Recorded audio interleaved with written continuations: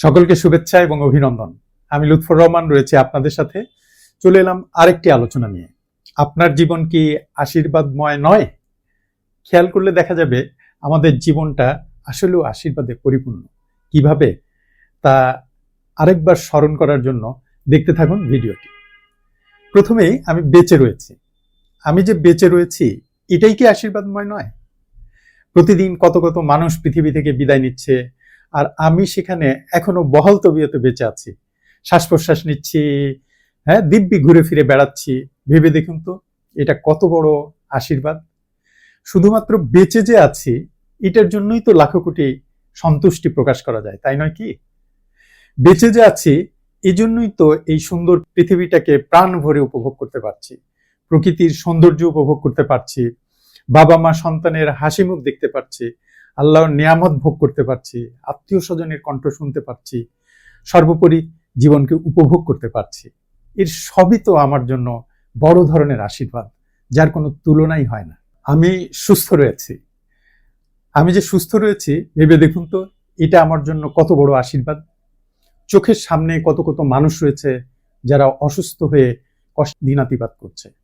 হাসপাতালগুলোতে দেখলে বোঝা যায় মানুষ কত কষ্টে আছে এবং কতটা অসহায়। সেই তুলনায় আমি কতটা সৌভাগ্যবান যে আমি এখনো সুস্থ রয়েছি। আমার পঞ্চ ইন্দ্রিয় কাজ করছে। আমি পৃথিবীর রূপ, রস, রং, গন্ধ সবকিছু উপভোগ করতে পারছি। কত মানুষ কথা বলতে পারেন না, কত মানুষ চোখে দেখেন না, কত মানুষ বিছানায় শুয়ে শুয়ে দিন কাটাচ্ছেন। এসবের তুলনায় আমি যে সুস্থ রয়েছি এটাই কি আমার সৌভাগ্য নয়? এর চাইতে বড় সৌভাগ্য আর কি হতে পারে? আমার উপর কত বড় আশীর্বাদ রয়েছে যে আমার রিজিক এখনো চালু রয়েছে, আল্লাহর নিয়ামত আমি এখনো ভোগ করতে পারছি। পৃথিবীতে কত কত মানুষ রয়েছে বেঁচে থাকা অবস্থায় তাদের খাবার উঠে গেছে, বিভিন্ন রোগের কারণে খাবার দাবার সীমিত হয়ে গেছে।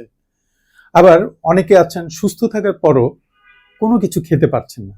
সেই তুলনায় আমি কি সৌভাগ্যবান নই? একটা সুন্দর পরিবার পেয়েছি, জন্মের সাথে সাথেই চমৎকার একটা পরিবার পেয়েছি। এটা কি কম সৌভাগ্যের?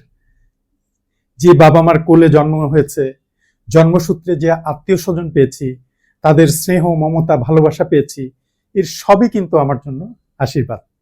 এই পরিবারটি আমার একটা পরিচয় দিয়েছে, আমার জীবনের ভিত্তি গড়ে দিয়েছে।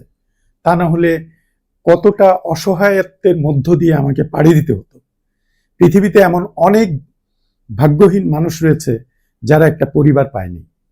তাদের তুলনায় আমার জীবনটা কি আশীর্বাদময় নয়? প্রকৃতির সৌন্দর্য উপভোগ করতে পারছি। এই যে মহা সুন্দর পৃথিবীতে প্রকৃতি যে তার অপার রূপ ছড়িয়ে দিয়ে রেখেছে এবং আমি তা প্রতি মুহূর্তে উপভোগ করতে পারছি, হৃদয় মন ভরিয়ে তুলতে পারছি। একবার ভেবে দেখেছেন কি এটা আমাদের জন্য কত বড় আশীর্বাদ? প্রকৃতি নিঃস্বার্থভাবে আমাদের দিয়ে চলেছে আমাদেরই প্রাণের তরে, হৃদয়ের তরে।